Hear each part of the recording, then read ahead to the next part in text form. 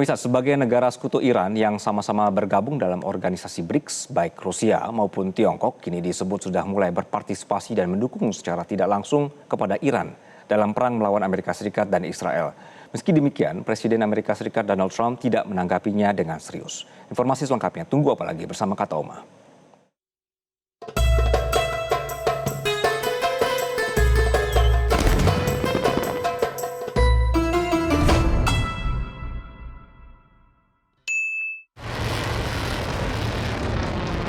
Pada sepekan perang Iran melawan Amerika Serikat dan Israel, berbagai sumber menyebutkan jika kini China juga mulai beralih mendukung Iran dengan memberikan bantuan finansial, suku cadang pengganti, hingga komponen pelengkap rudal yang dimiliki Iran. Namun pemerintahan Beijing disebut menghindari keterlibatan secara langsung dalam konflik antara Iran dengan Amerika Serikat dan Israel. Seperti diketahui, China merupakan pembeli utama minyak mentah Iran dan secara terpisah telah mendesak Tehran untuk memastikan navigasi yang aman bagi kapal-kapal komersial yang melintasi Selat Hormuz. Pemerintah China dinilai akan sangat berhati-hati dalam memberikan dukungannya karena konflik Iran versus Amerika Serikat dan Israel bisa mengancam ketahanan energinya. Sementara sumber lainnya menyebut Rusia diduga telah berbagi citra satelit dan intelijen penargetan lainnya dengan Iran, termasuk data mengenai posisi dan pergerakan pasukan Amerika Serikat selama berkonflik dengan Iran. Namun Badan Intelijen Amerika Serikat CIA menolak mengomentari laporan tersebut. Pekan lalu, 6 tentara Amerika Serikat tewas dan beberapa prajurit lainnya terluka dalam serangan drone Iran di Kuwait. Iran telah meluncurkan ribuan drone dan ratusan rudal ke fasilitas militer Amerika Serikat serta gedung kedubes Amerika di sejumlah negara di Timur Tengah. Sementara serangan Amerika dan Israel menghantam lebih dari 2.000 lokasi di Iran. Presiden Amerika Serikat Donald Trump tidak secara langsung mengkonfirmasi laporan dari para pejabat intelijen Amerika yang meyakini Rusia telah memberikan informasi kepada Iran untuk menargetkan pasukan dan aset Amerika di Timur Tengah. Namun Presiden Trump mengisyaratkan jika temuan tersebut tidaklah terlalu penting meski Moskow memang terbukti membantu Iran. I guess they'd say we do it against them, wouldn't they? Wouldn't they say that? We do it against them. I don't know, look, they can give all the information that they want, but people they're sending it to are overwhelmed. Russia would be overwhelmed too. Pada pertengahan Februari 2026 lalu, Iran bersama Rusia dan China mengerahkan kapal-kapal angkatan laut mereka dalam momen latihan perang bersama di perairan Selat Hormuz. Latihan militer bertajuk Maritime Security Belt 2026 tersebut merupakan latihan koordinasi dalam upaya melindungi jalur perdagangan di Selat Hormuz yang mereka nilai semakin rentan. 3 negara yang berpartisipasi dalam latihan bersama di Selat Hormuz itu merupakan negara-negara yang tergabung dalam organisasi antar pemerintah BRICS.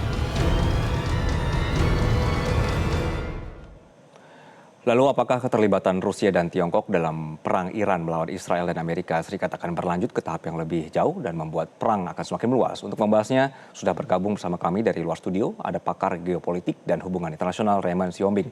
Selamat sore, Pak Raymond. Selamat sore Mas Anggi, apa kabar di Indonesia?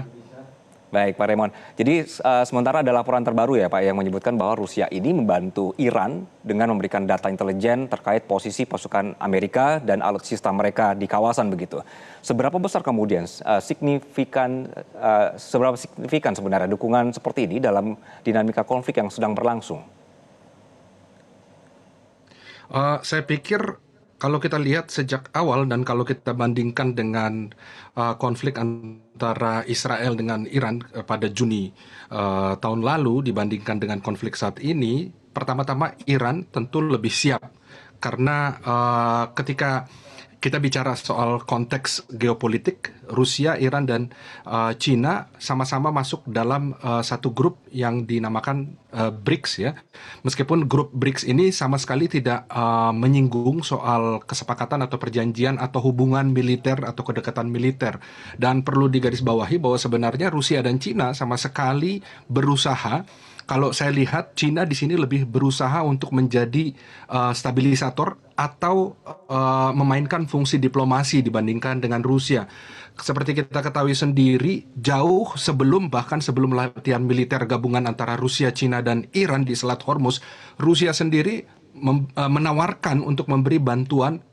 Salah satunya adalah dalam proyek kesepakatan mereka itu antara Rusia dengan Iran bilateral, ditawarkan juga perbaikan sistem pertahanan udara salah satunya, dan juga ada beberapa poin-poin penting lain. Pada saat 2005, Juni 2025, Iran sebenarnya tidak ada atau tidak memberikan respons yang begitu jelas atau langsung to the point kepada Rusia, sehingga pada saat itu sempat terlintas pernyataan Bapak Presiden Rusia Vladimir Putin bahwa sebenarnya kita sudah menawarkan bantuan lebih lanjut, lebih dalam untuk pertahanan, tetapi Iran tidak ada respons yang lebih detail begitu. Dan politik luar negeri Rusia sudah jelas, Rusia ingin mengatakan bahwa Rusia meskipun sangat aktif di PBB, mendukung Iran dan mengecam tindakan sepihak Amerika Serikat dan Israel, tetapi Rusia tidak ingin terlibat langsung. Pertama, karena secara global ini akan mengakibatkan konfrontasi langsung dengan Amerika Serikat, dan Rusia tentu menghindari itu. Pertama-tama bukan karena ada hulu ledak juga di Amerika Serikat yang cukup banyak dibandingkan dengan Rusia juga, tetapi juga di sini adalah Rusia ingin lebih fokus pertama-tama ke masalah di Ukraina. Lalu yang kedua, saat ini Rusia justru sebenarnya pada saat latihan gabungan di bulan Februari lalu bersama dengan Cina dan Iran telah banyak memberikan support dan bantuan teknis, meskipun kita tidak mengetahui dan saya pribadi tidak mendapat informasi langsung begitu ya dari apakah saja detail bantuan langsung, tetapi salah satunya adalah di media Rusia pernah kita baca bahwa Rusia mengirimkan komponen-komponen strategis khususnya untuk militer Iran terkait dengan pertahanan udara dan juga dengan terkait dengan penginderaan satelit atau citra satelit untuk militer. Saya pikir ada banyak lagi poin-poin kerjasama.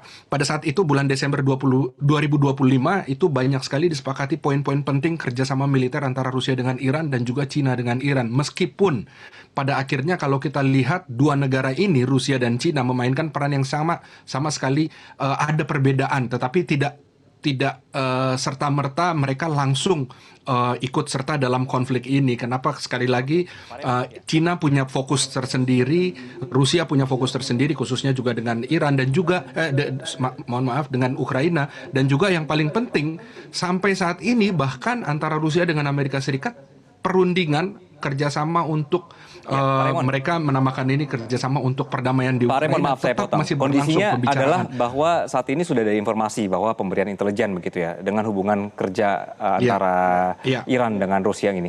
Nah, ketika kemudian adanya pemberian intelijen seperti ini, apakah ini bentuk keterlibatan Rusia dalam konflik sebenarnya? Walaupun sebenarnya Moskow ini tidak turun langsung secara militer begitu. Apakah dia boleh kita bilang terlibat?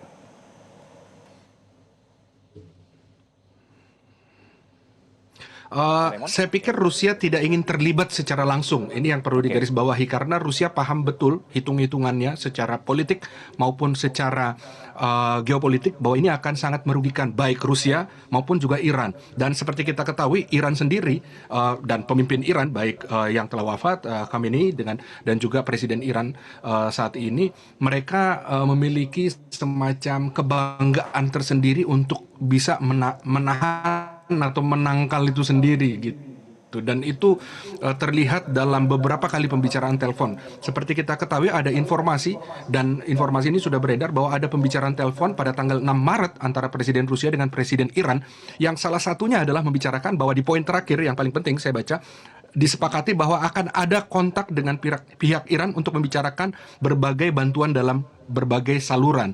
Artinya bantuan meskipun tidak secara langsung ya, militer tetap ada begitu. Oke. Nah, kalau misalnya kemudian Tiongkok ini dan Rusia mencoba untuk tidak terlihat secara langsung begitu ya, Pak Raymond ya. Dalam skenario apa kemudian Rusia dan bahkan Tiongkok ini kemungkinan akan meningkatkan dukungan mereka terhadap Iran secara lebih terbuka? Pertama-tama harus kita pahami bahwa dasar hubungan kemitraan antara Rusia dengan Iran maupun Cina dengan Iran ini adalah kemitraan transaksional. Tidak ada di sini hubungan seperti kalau kita lihat pasal 5 statute NATO begitu ya, ada satu negara dari 3 negara ini yang diserang maka negara lain berhak atau wajib untuk membantu. Tidak ada di antara 3 negara ini, tetapi lebih ke kemitraan transaksional. Jadi ketika diminta atau dibantu dalam artian langsung, ketika ada permintaan langsung dari Iran, maka Rusia tentu akan siap membantu. Tetapi selama tidak diminta langsung, Rusia tetap membantu dalam konteks kerjasama bilateral antara Rusia dengan Iran yang mereka sepakati pada Desember 2025 lalu. Tentu saya tidak bisa mengatakan semua tentang apa saja detailnya karena ada beberapa poin yang tentu itu menjadi bagian dari rahasia militer kedua negara. Tetapi yang mau saya garis bawahi di sini, bantuan antara Rusia dengan Iran dan juga Cina dengan Iran harus dibuat sedemikian menurut kebijakan pemimpin 2 negara ini ya, untuk supaya Amerika tidak tersinggung, artinya secara tidak langsung, karena kita tahu sekarang sangat sulit menebak dan beberapa pakar di Rusia dan orang-orang yang dekat dengan Kremlin mengatakan bahwa sangat sulit menebak apa yang akan tindakan lanjut apa yang akan dilakukan oleh Donald Trump sebagai Presiden Amerika Serikat. Dan tentu saja kalau kita lihat banyak analisa dan juga banyak pakar mengatakan bahwa keputusan untuk menyerang Iran pada 28 Februari lalu adalah keputusan yang salah secara strategis karena hitung-hitungannya terlalu cepat dan terlalu dini. Dan itu sendiri hampir meskipun Donald Trump tidak mengakui, tetapi hampir beberapa pejabat tinggi di Amerika Serikat mengakui itu. Dan pada saat ini Rusia ingin tetap menjaga stabilitas dalam konflik di Ukraina agar masalah ini menjadi tuntas, karena Ukraina sampai sekarang tidak ingin mengakui bahwa pihak Ukraina sudah kalah dan sekarang mereka dipaksa terus oleh Rusia untuk mengadakan perundingan secara diplomatik. Tetapi kemudian kalau Rusia membuka front baru di Iran, maka ini akan menjadi masalah baru yang tentu dihindari oleh Rusia. Jadi menurut Anda dalam waktu dekat pun keterlibatan Rusia dan Tiongkok ini hanya terselubung saja, tidak mungkin mereka akan menyatakan secara terbuka, begitu ya Pak Raymond ya? Pertama-tama bisa diartikan sebagai terselubung, tetapi kalau mau diartikan tidak terselubung itu benar juga, karena memang ada kesepakatan dan itu tertulis dalam perjanjian bilateral kerjasama militer antara Rusia dengan Iran dan juga Cina dengan Iran. Jadi sebenarnya di sini mungkin pihak intelijen Amerika Serikat pun dan juga Israel mengetahui soal kesepakatan ini, dan inilah sebenarnya permainan yang sedang dimainkan oleh Rusia dan Iran hanya untuk memberikan signal kepada Amerika Serikat, jangan sentuh ranah itu, jangan sentuh ranah ini, Anda boleh melakukan ini tetapi Anda harus hati-hati. Kira-kira seperti itu. Dan kalau Rusia terlibat langsung bersama dengan Cina, maka sekarang petanya akan lebih berbeda lagi, dan itu bisa berakhir pada masalah misalnya Israel merasa ada ancaman eksistensi terhadap negaranya dan juga terhadap wilayahnya, maka ceritanya akan menjadi berbeda sama sekali. Begitu juga dengan Amerika Serikat. Baik, pakar geopolitik dan hubungan internasional Raymond Siombing, terima kasih atas perspektif Anda di sore hari ini. Selamat sore. Jelajahi cara baru mendapatkan informasi. Download Metro TV Extend sekarang.